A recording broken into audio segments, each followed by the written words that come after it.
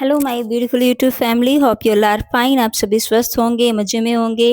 Okay guys, today we are going to start the tense topic. ठीक है, most demanding topic and most awaited topic. जो students जो है comment किए जा रहे थे कि मैम जो है टेंस स्टार्ट करवा दो, तो ठीक है, आज हम टेंस जो है स्टार्ट करते हैं। ठीक है, पहले हम बेसिक की बात करेंगे, क्योंकि देखो टेंस करने के लिए ना कुछ चीज़ें बहुत इम्पोर्टेंट हैं। ठीक है, वरना कई क्या होता है कि कई जगह से पढ़ने के बाद भी टेंस जो है हमारे क्लियर नहीं होते। तो थोड़ा सा कॉन्सेप्चुअल बात करेंगे हम। ठीक है, कॉन्सेप्ट के अंदर जाएंगे ताकि इसके डिफरेंसेस, इसका स्ट्रक्चर, इसकी पहचान, आइडेंटिफिकेशन, ठीक है, ऑल ओवर द चैप्टर पर जो है हम बात करेंगे। ठीक है, जिस तरीके से एग्ज़ाम पूछता है, क्योंकि एग्ज़ाम अगर आपको फिलर्स और स्पॉटिंग एरर करना पड़ेगा ना, तो फिर तो आपको कॉन्सेप्ट के अंदर जाना पड़ेगा बिल्कुल। ठीक है, कॉन्सेप्ट की बात करनी होगी।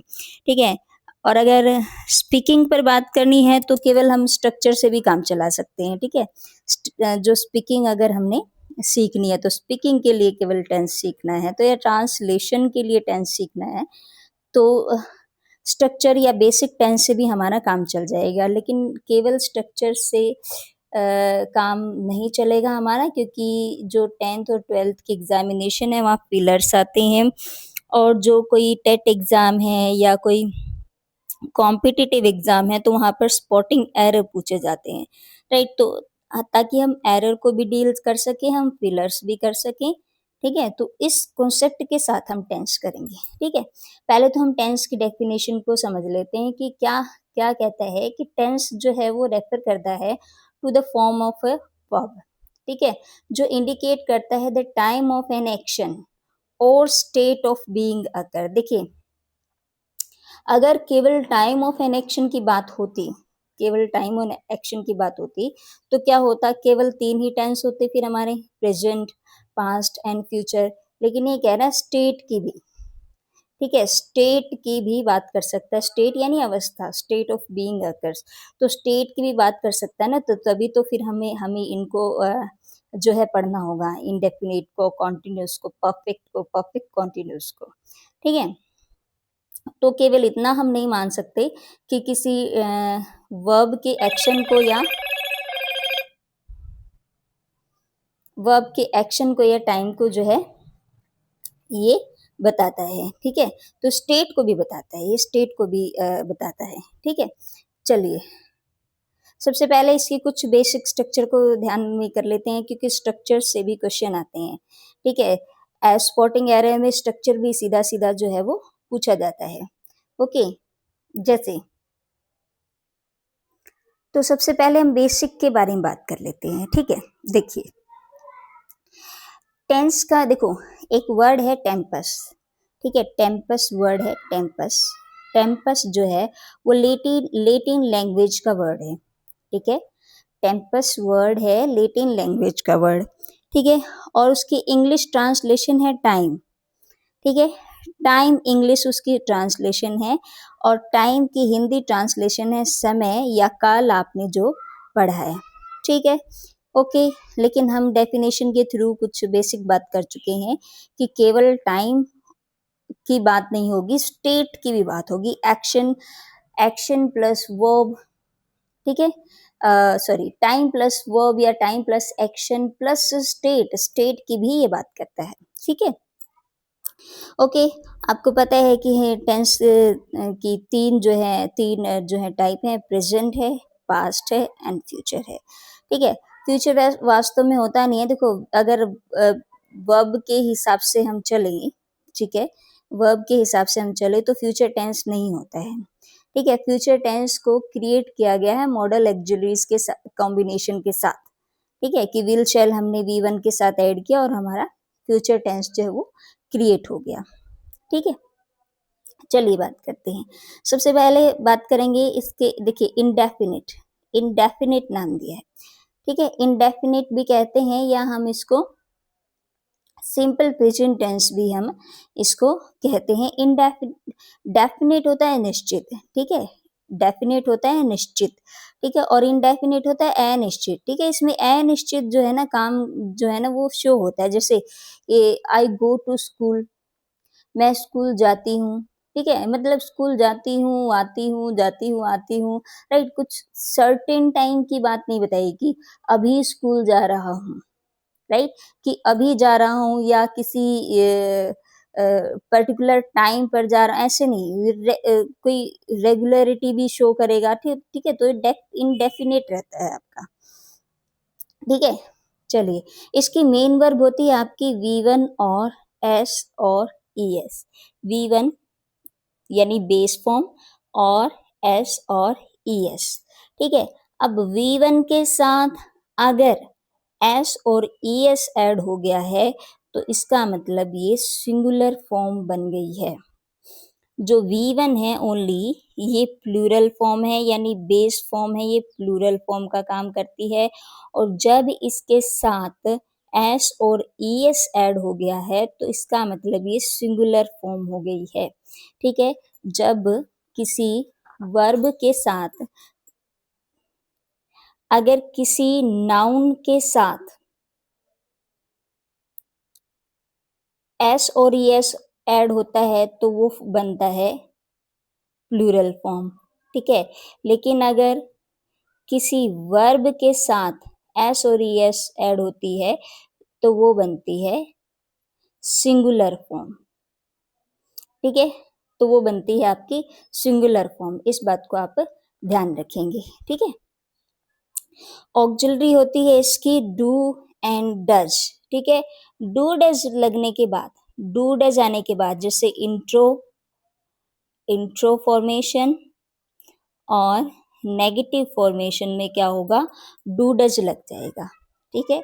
इंट्रो फॉर्मेशन और नेगेटिव फॉर्मेशन में क्या लग जाएगा, डू डज लग जाएगा। डू डज के साथ वी वन फॉर्म आएगी, ठीक है। डू डज के साथ कौन सी फॉर्म आएगी, वी वन फॉर्म आएगी, ठीक है। तो इस बात को हम ध्यान रखेंगे। चलो इसके बारे में थोड़ा सा और कुछ हम डिस्कस कर लेते हैं।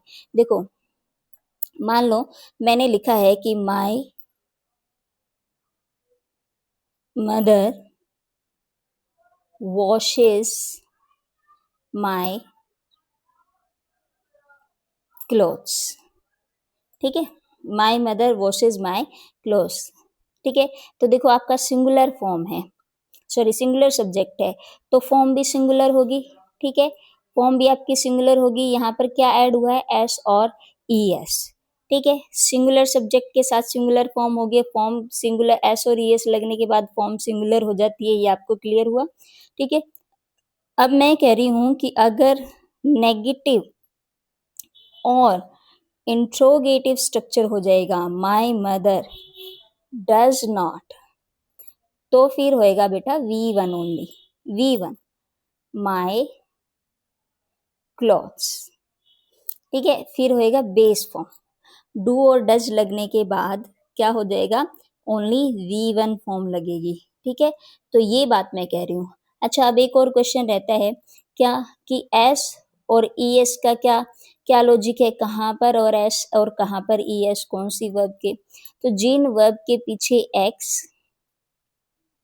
सी एच, जेड, ओ, डबल एस, ठीक है, या एस एच हो जिन वर्ब के लास्ट में, ठीक है। तो ये इन वर्ब के लास्ट में होगा आपका ई एस, जैसे गो लास्ट में क्या है, ओ है ना, तो इसके साथ कौन सी ऐड होगी, ई एस। इस प्रकार आपकी ये सिंगुलर फॉर्म बन जाएगी। ये आपकी प्लूरल फॉर्म हुई और ये आपकी सिंगुलर फॉर्म हुई क्योंकि एस और ई एस ऐड हो गया है। अच्छा, नेगेटिव और इंट्रोगेटिव होने पर, नेगेटिव और does my mother wash my clothes,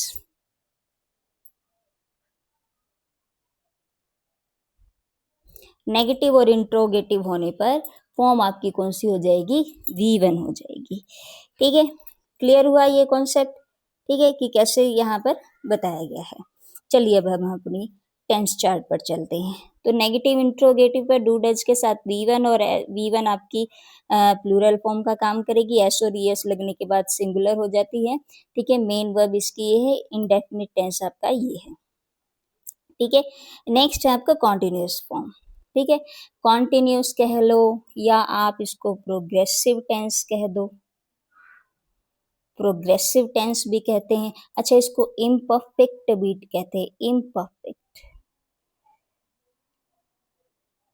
काम नहीं हुआ ना, अभी काम नहीं हुआ ना, पूरा नहीं हुआ ना, अभी चल रहा है ना, चल रहा है, राइट।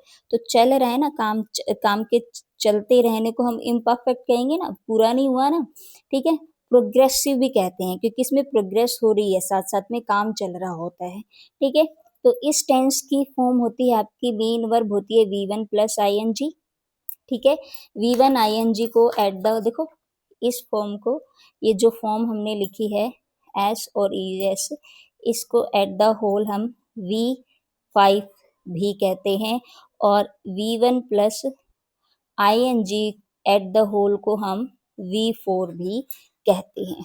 ठीक है, तो आपकी प्रेजेंट इंडेफिनिट की फॉर्म है वी5 और आपकी कॉन्टिन्यूस की फॉर्म है वी4। ठीक है, ओके। तो मेन वर्ब आपकी वी1 प्लस आई यानी क्या होगी, आई फॉर्म होगी यानी वी4। ठीक है, ऑक्सिलरी इसकी होती इज एम आर। ठीक है, is M R. Okay, basic जो ये ऑक्सिलरी है ना आपकी, पर्टिकुलर अलग से इसके बारे में भी बात करेंगे। एक बार हम टेंस चार्ट को कंप्लीट कर ले।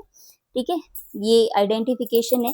देखो, सब्जेक्ट और ऑब्जेक्ट मैंने नहीं लिखा, ये तो आप सब जानते हैं कि मैं जो चेंज हो रहा है ना, जो टेंस वाइज जो सेक्शन चेंज हो रहा है ना, मैं उसके बारे में बात करें। मैंने इसके बारे में, देखो, ऑब्जेक्ट और सब्जेक्ट के बारे में बात नहीं करी, मैं बात कर रही हूँ केवल और केवल अभी वर्ब के बारे में। ठीक है, वो आपकी ऑक्सिलरी है या वो आपकी मेन वर्ब है। ठीक है, इसके बारे में हम जो है बाद में बात करेंगे। ठीक है, चलिए, तो मेन वर्ब आपकी हो जाएगी वी1 प्लस आई और ऑक्सिलरी होगी इज एम आर। ठीक है, अब हम बात करते हैं परफेक्ट। परफेक्ट, परफेक्ट यानी काम खत्म, पूर्ण हो गया काम। ठीक है, काम का पूरा होना हो गया। ठीक है, ओके। तो मेन वर्ब होगी इसकी वी3, वी3। ठीक है, वी3 को क्या हम कहते हैं, वी3 फॉर्म का क्या नाम है। ठीक है, पास्ट पार्टिसिपल के नाम से हम इसको जानते हैं। ठीक है, ऑक्सिलरी होती है आपकी हैज एंड हैव। ठीक है, हैज जो है वो सिंगुलर सब्जेक्ट के साथ और हैव जो है वो आपका प्लूरल सब्जेक्ट के साथ है। ठीक है, हैज सिंगुलर सब्जेक्ट के साथ और हैव आपका प्लूरल सब्जेक्ट के साथ। अब बात करते हैं परफेक्ट कॉन्टिन्यूस टेंस। देखो, परफेक्ट भी है और कॉन्टिन्यूस भी है, परफेक्ट भी है और कॉन्टिन्यूस भी है, यानी काम, कुछ काम हो भी चुका है और चल भी रहा है। ठीक है, हिंदी की ट्रांसलेशन की अगर हम बात करें इसकी, तो क्या कहते हैं कि सुबह से काम चल रहा है, सुबह से कुछ तो हो गया है, राइट। ओके, देखो, क्रैम नहीं करना है किसी भी चीज को। हमने परफेक्ट में कौन सी ऑक्सिलरी पढ़ी है अभी, हैज और हैव पढ़ी है ना, हैज और हैव पढ़ी है ना। बीन आपकी थर्ड फॉर्म होती है बी की थर्ड फॉर्म होती है परफेक्ट। परफेक्ट हो गया हमारा। ठीक है, और कॉन्टिन्यूस, कॉन्टिन्यूस की फॉर्म कौन सी है, वी1 प्लस आई। तो ऑटोमेटिकली ये जो है आपको ऐसे ही लर्न हो जाएगा, क्रैम नहीं करना कुछ भी। ठीक है, तो ये हो गया आपका present tense complete. Present indefinite, present continuous, present perfect, present perfect continuous. ठीक है, ओके। चलिए, अब नेक्स्ट हम पास्ट की बात करते हैं। ठीक है, पास्ट क्या शो करता है, मतलब पास्ट इंडेफिनिट क्या शो करता है कि पास्ट में ही काम खत्म हुआ और पास्ट में ही शुरू हुआ और पास्ट में ही खत्म हो गया। ठीक है, पास्ट में ही शुरू हुआ और पास्ट में ही खत्म हो गया, वहां लगती है वी2। अच्छा, वी2 के लिए एक एक ट्रुथ है वो क्या है कि V2 फॉर्म अपने साथ कोई भी ऑक्सिलरी नहीं लेती। कभी भी कोई भी फॉर्म आपको पास्ट फॉर्म में अकेली खड़ी दिखाई देना तो इसका मतलब समझ लेना कि ये हमारी V2 फॉर्म है, ये हमारा पास्ट टेंस है।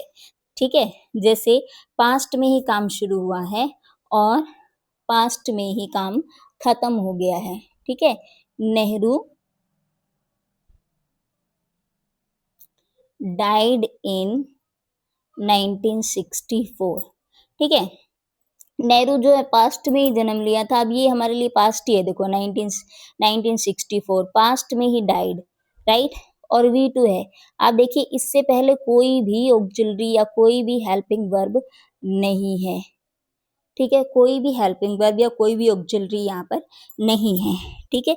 तो मानकर चलिएगा कि ये आपका सिंपल पास्ट टेंस है। ठीक है? अच्छा, इसकी ट्रांसलेशन की अगर हम बात करें तो हमारी कुछ साउंड निकलती है, जैसे ए, ई। ठीक है? ये कुछ साउंड निकलती हैं। लिया, दिया, किया, गए, आए। ठीक है? पहुँच गई। ठीक है? दी, खरीदी, बेची, ऐसी कोई साउंड आती है। लेकिन अगर हमें इसको ऐसा करना हो कि वो तो काम किया करता था, ठीक है? तो उस केस में पास्ट टेंस में ही आपका क्या यूज होगा? Used, sorry, used two plus V1। ठीक है? Used two plus V1। ठीक है? अब आप कह सकते हैं, अगर ट्रांसलेशन की बात करनी है तो, ठीक है? अब आप स्पीकिंग की बात कर, अब आप कह सकते हैं कि करता था। ठीक है? He used to play cards before his marriage। ठीक है? तो ये भी आपका पास्ट टेंस है। He used to play cards before his, आप नोट करते रहिएगा, ये मत सोचिएगा कि ये कोई रफ वर्क है, ये बड़ा इंपॉर्टेंट है, ये उससे बड़ा इंपॉर्टेंट है। ये कोई रफ या कोई वर्क नहीं, इसकी प्रैक्टिस बहुत ज़रूरी है। ठीक है? एक-एक इम्पोर्टेंट पॉइंट नोट डाउन किया तो आप नोट करते रहिएगा साथ-साथ में। ठीक है? He used to play, but condition is that कि यूज्ड टू के साथ V1 आती है भाई। यूज्ड टू के साथ V1 आती है, लेकिन ये डिनोट किसको करता है? पास्ट एक्शन को ही जो है डिनोट करता है। ठीक है? तो ये भी आपका पास्ट टेंस में आता है। Okay? He used to play cards before his marriage. अपनी शादी से पहले ताश खेला करता था। था, थी बनानी है तो आपको यूज्ड टू प्लस V1 को यूज करना होगा। ठीक है? अच्छा, फिर आगे हम बात करते हैं डिड प्लस V1 की। ऑक्सिलरी डिड है, अब डिड के साथ V1 लगेगा। ठीक वैसे ही जैसे मैंने कहा डू डज लगने के बाद V1 हो जाता है, तो ऐसे ही इंट्रो और नेगेटिव फॉर्मेशन में आपका डिड प्लस V1 हो जाएगा। ठीक है? अब बात करते हैं पास्ट कॉन्टिन्यूअस टेंस की। पास्ट कॉन्टिन्यूअस टेंस की। ठीक है? पास्ट कॉन्टिन्यूअस टेंस में मेन वर्ब तो आपकी आईएनजी फॉर्म रहेगी। देखो, जो कॉन्टिन्यूअस फॉर्म है ना, वहाँ पर main verb ING, ING, ING form, यानी V4 फॉर्म आपकी यहाँ पर है। ठीक है? तो अब खेल किसका रह गया भाई? खेल रह गया आपकी ऑक्सिलरी का, कि यहाँ इज एम आर चेंज हो रहा है, यहाँ वाज वर्ब चेंज हो रहा है, यहाँ पर विल शैल बी हो रहा है। ठीक है? तो इसके ये जो ऑक्सिलरी है ना, जो प्राइमरी ऑक्सिलरीज है या केवल हेल्पिंग वर्ब है, इसके बारे में भी बिल्कुल अलग से बात करेंगे, ताकि जो टेंस का स्ट्रक्चर है ना आपको, वो बिल्कुल अच्छे से क्लियर हो जाए। ठीक है? तो अभी फिलहाल इसके बारे में बात करते हैं कि आपकी पास्ट कॉन्टिन्यूअस टेंस की फॉर्म जो है वो क्या होगी? Was were. Was singular subject के लिए और वर आपकी प्लूरल सब्जेक्ट के लिए। ठीक है? परफेक्ट की मेन वर्ब V3 है। ओके? ऑक्सिलरी आपकी हो जाएगी हैड, चाहे आपका सिंगुलर सब्जेक्ट हो या आपका प्लूरल सब्जेक्ट हो, कोई भी सब्जेक्ट हो, सिंगुलर हो या प्लूरल सब्जेक्ट हो, हैड जो है, लेकिन होगा पास्ट में, had plus V3, past perfect tense. Okay? Next है आपका past perfect continuous tense, V1 plus ING form है और यहाँ पर अब हो जाएगा आपका हेल्पिंग वर्ब हो जाएगी हैड बीन। ठीक है, तो ये तो थे आपके present tense and the past tense. ठीक है, ये आपके स्ट्रक्चर, जो आपका स्ट्रक्चर जो वर्ब बार बार चेंज होती है टेंस वाइज, ठीक है, स्टेट वाइज, एक्शन वाइज जो वर्ब जो चेंज होती है उसके बारे में हमने बात की है। ठीक है, ओके। अच्छा, परफेक्ट कॉन्टिन्यूस टेंस में आपके दो एडवर्ब ऑफ टाइम भी हैं, एक है सिंस और एक है सिंस आपका और एक है फोर। सिंस डिनोट करता है पॉइंट ऑफ टाइम को, यानी सर्टेन टाइम को, किसी निश्चित समय को, जैसे सिंस मॉर्निंग, ठीक है, सिंस 2 आवर्स, ओके। और फोर जो है वो आपका पीरियड ऑफ टाइम को डिनोट करता है, पीरियड ऑफ टाइम को। ठीक है, पीरियड ऑफ टाइम समझते हैं आप, जैसे कोई काल अवधि होगी वो, तो जैसे फॉर 10 years, फॉर 2 years, ठीक है, तो वहां पर पीरियड ऑफ टाइम बताएगा। अब बात करते हैं फ्यूचर टेंस। अभी मैंने थोड़ी देर पहले आपको बताया था फ्यूचर टेंस वास्तव में होता नहीं है, हमने बेस फॉर्म के साथ ऑक्सिलरी विल और शैल को यहाँ पर विल और शैल का कॉम्बिनेशन बनाकर फ्यूचर टेंस जो है उसको बना लिया है। ठीक है, ओके। अब रूल क्या कहता है, रूल कहता है कि आपका जो फर्स्ट पर्सन है ना आई और वी के साथ, उसके साथ होगा यूज शैल। ठीक है, और जो अदर्स सब्जेक्ट है ना, अदर सब्जेक्ट है या अदर वर्ड्स है, उसके साथ यूज होगा विल। ठीक है, लेकिन एक फॉर्मूला लिखा है मैंने यहाँ पर, DTPP फॉर्मूला लिखा है। ठीक है, इसको आप याद करेंगे। D stand for determination, T stand for threatening, P stand for promise and P stand for prohibition.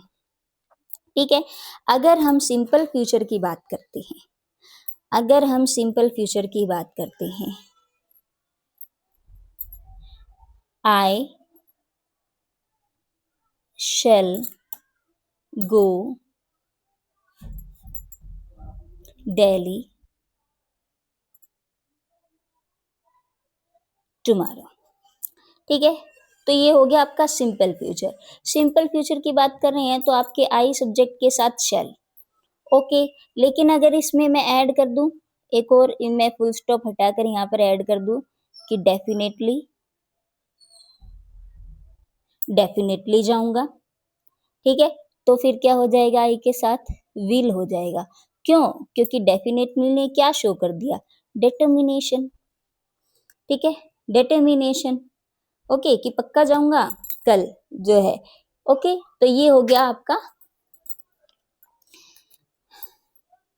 Determination. जैसे मान लो सेंटेंस है आई सी यू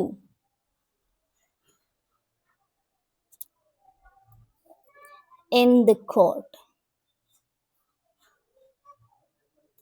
ठीक है, कह रहा I will see you in the court, अभी आई के साथ विल है, विल है। क्यों?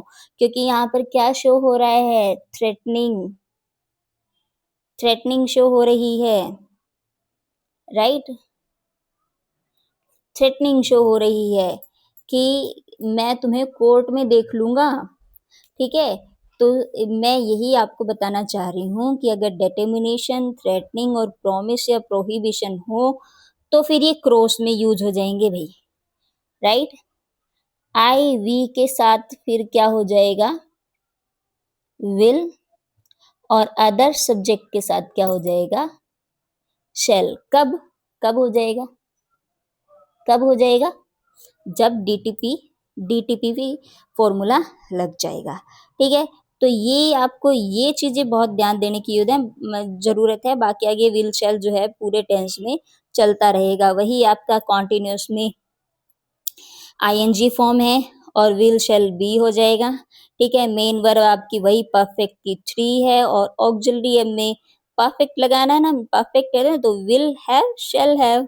ठीक है, परफेक्ट कॉन्टिन्यूस करना है तो will have been and shall have been since four आपके एज इट इज रहेंगे। ठीक है, तो मुझे लगता है दैट्स ऑल फॉर टुडे।